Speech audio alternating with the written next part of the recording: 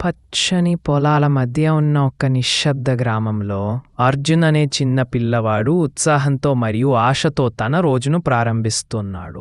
అర్జున్ 8 ఏళ్ల పిల్లవాడు. దయగల హృదయం, ప్రకాశవంతమైన కళ్ళు కలిగి ఇతరులకు సహాయం చేయడానికి ఎల్లప్పుడూ సిద్ధంగా ఉంటాడు. నది దగ్గర నడుస్తూ ఉండగా బురదలో ఇరుక్కుని భయంతో వణుకుతున్న ఒక్క చిన్న కుక్కను అర్జున్ గమనిస్తాడు. తప్పటాయించకుండా అర్జున్ ఆ కుక్కను సున్నితంగా బయటకు తీసి ప్రేమతో ఓదార్చాడు. అర్జున్ ఆ కుక్కకు మిత్ర అని పేరు పెట్టాడు. ఆ రోజు నుండి వారు విడదీయరాని స్నేహితులుగా మారారు. అకస్మాత్తుగా వచ్చిన వరద సమయంలో గ్రామస్తులను అప్రమత్తం చేయడానికి, ఒక్క వృద్ధుడిని రక్షించడానికి మిత్ర ధైర్యంగా అర్జున్కు సహాయం చేస్తుంది. దయ అనేది వీరులను సృష్టిస్తుందని, నిజమైన స్నేహం చిన్న హృదయాన్ని కూడా ధైర్యంగా మారుస్తుందని అర్జున్ తెలుసుకుంటాడు.